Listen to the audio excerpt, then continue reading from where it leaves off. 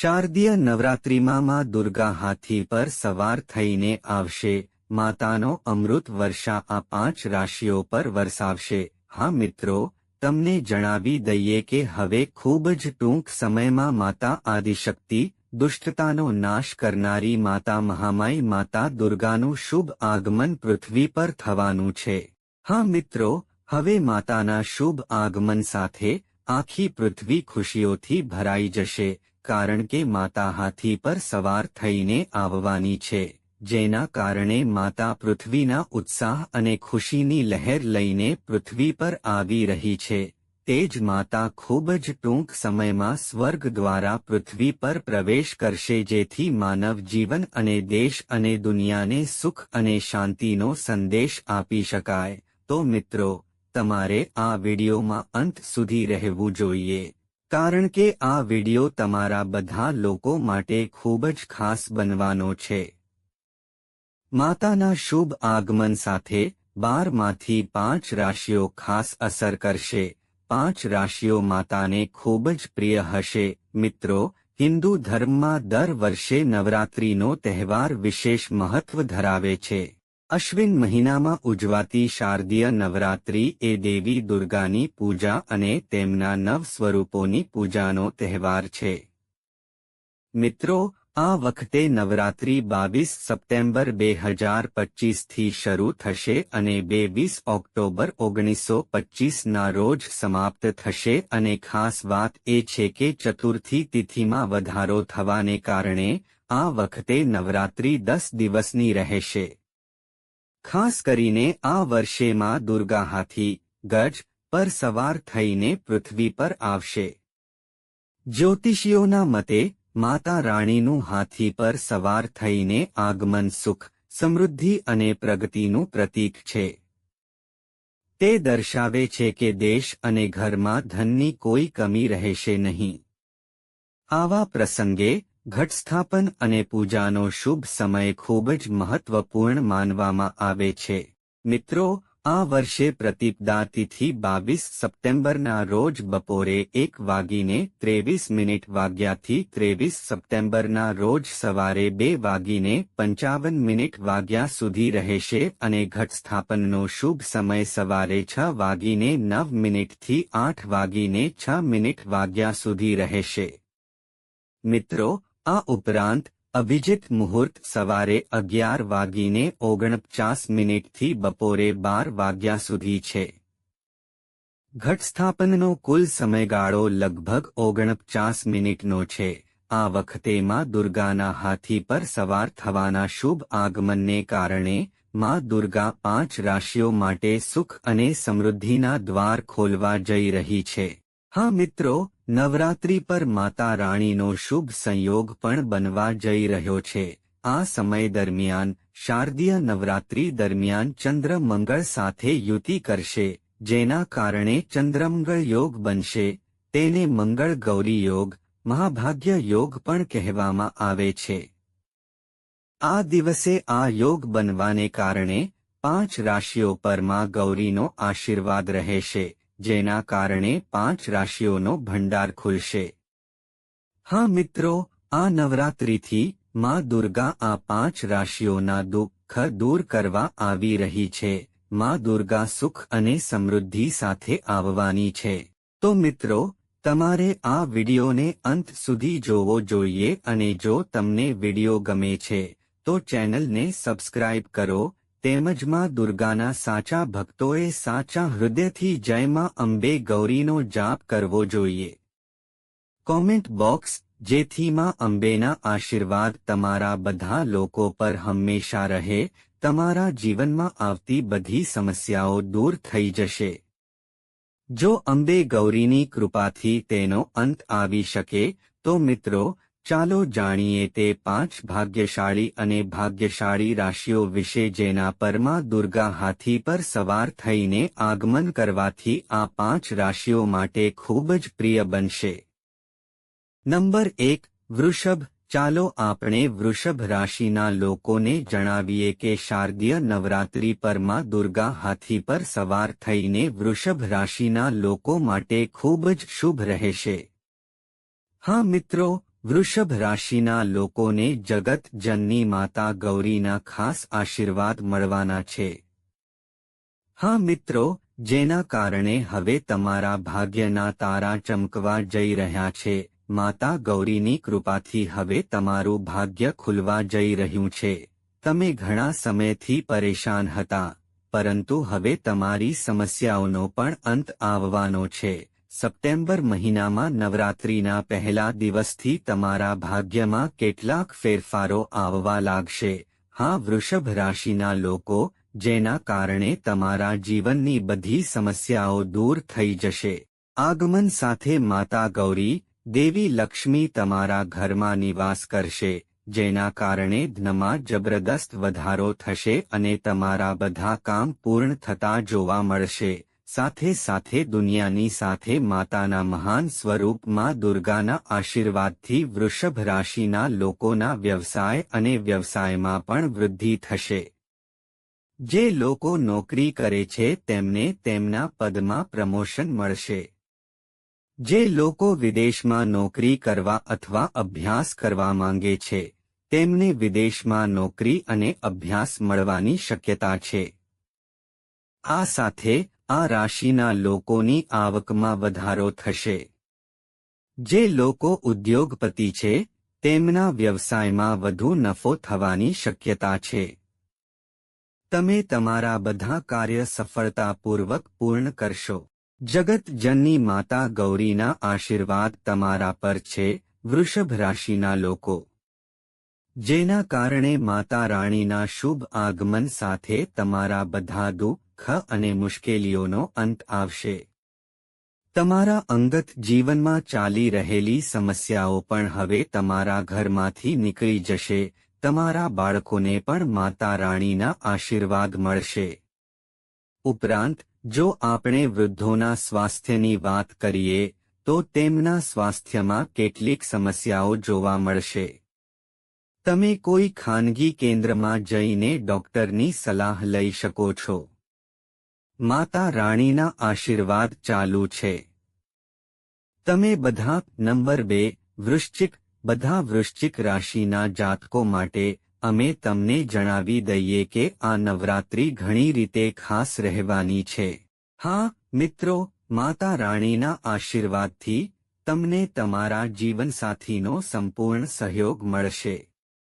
ઉપરાંત, જો તમારો કોઈ કેસ ઘણા વર્ષોથી કોર્ટમાં પેન્ડિંગ છે, તો તે નિર્ણય પણ જગત જનની માતા દુર્ગાના આશીર્વાદથી તમારા પક્ષમાં આવવાનો છે. જો તમે ન્યાય સાથે છો, તો પછી નોકરી, વ્યવસાય, શિક્ષણ ક્ષેત્રે લાંબા સમયથી જે પણ સમસ્યાઓનો સામનો કરવો પડી રહ્યો છે, તે સમસ્યાઓનો પણ હવે જગત જનની માતા દુર્ગાના આશીર્વાદથી અંત થવાનો છે. આ નવરાત્રિ તમારા ઘરમાં અનેક પ્રકારની ખુશીઓ લાવવાની છે. તમને જણાવી દઈએ કે જે લોકો વિદેશ જવા અને નવો દરજ્જો મેળવવા માંગે છે, તેમના માટે આ સમય થોડો દુઃખદાયક રહેશે. તમારે થોડી રાહ જોવી પડશે. મિત્રો, તમારા ભાઈ બહેન વચ્ચે લાંબા સમયથી ચાલી રહેલી સમસ્યાઓ હતી, હવે તે સમાપ્ત થવાનો છે. માતા ચંદ્રઘંટાના આશીર્વાદ તમારા પર છે, જેના કારણે ભાઈ બહેન વચ્ચે પ્રેમ વધશે. તમારા પરિવારમાં કોઈ શુભ વિધિ થવા જઈ રહી છે. તમે નવરાત્રિનો તહેવાર ખૂબ જ ધામધૂમથી ઉજવવા જઈ રહ્યા છો. માં દુર્ગાના આગમનની તૈયારીને કારણે તમારા પરિવારમાં હલચલ છે. હા મિત્રો, તેમજ પ્રિય મિત્રો, જો તમે અમારી ચેનલ પર નવા છો, તો જલ્દીથી અમારી ચેનલને સબસ્ક્રાઇબ કરો અને વિડીયોને લાઇક કરો. તમને ખાસ કરીને જગત જનની માતા દુર્ગાના આશીર્વાદ પણ મળી રહ્યા છે. નંબર 3, મેષ. મેષ રાશિના લોકો, અમે તમને જણાવી દઈએ કે આ નવરાત્રિ તમારા માટે વરદાન સાબિત થવાની છે.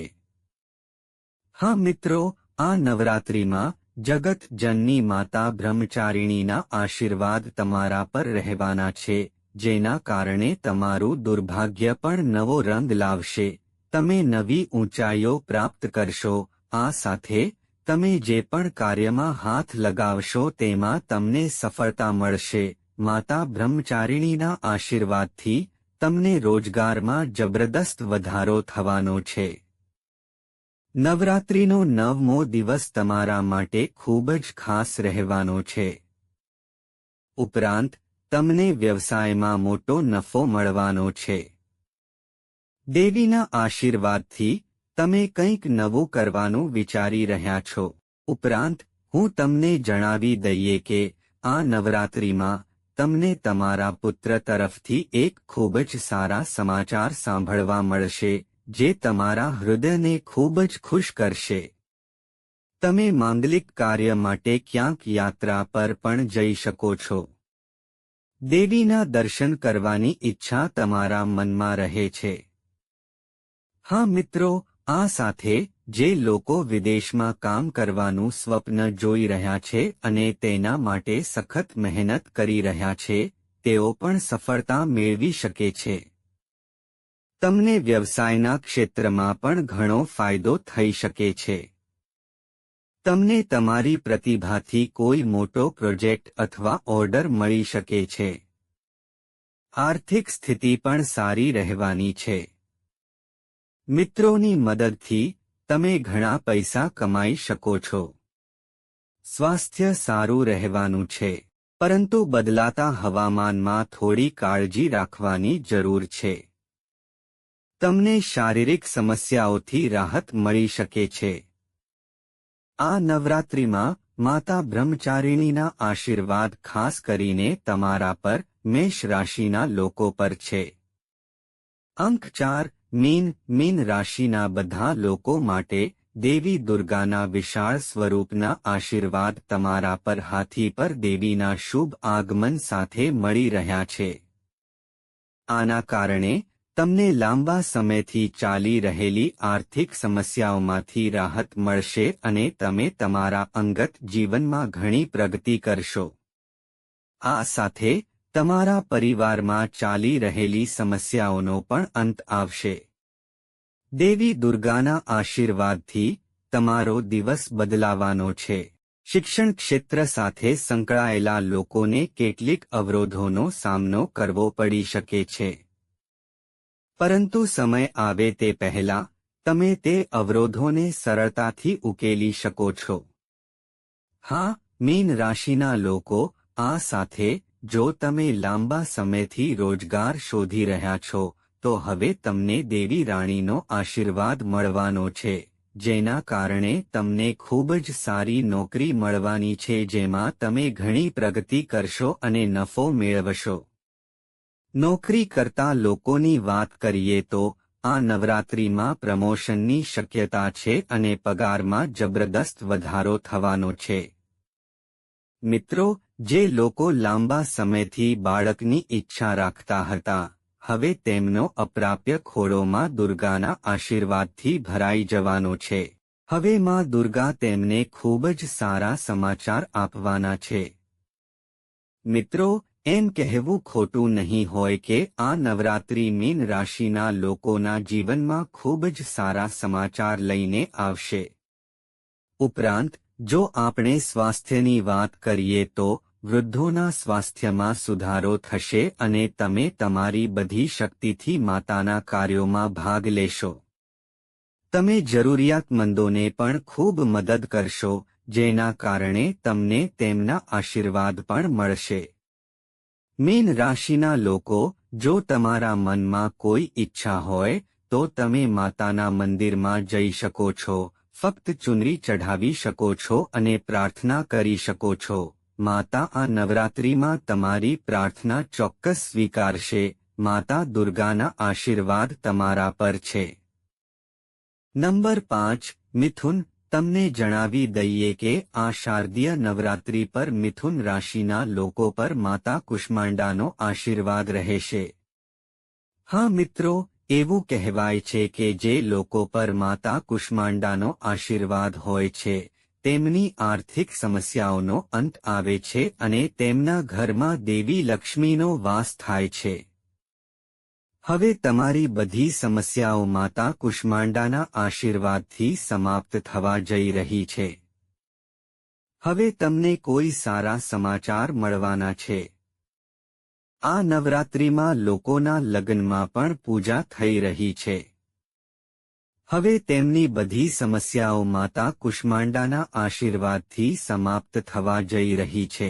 જો તમે ઘણા વર્ષોથી નવી નોકરી કે નવી રોજગાર શોધી રહ્યા છો, તો હવે તમને માતાના આશીર્વાદથી સારી રોજગાર મળશે, જેનાથી તમને નફો થશે.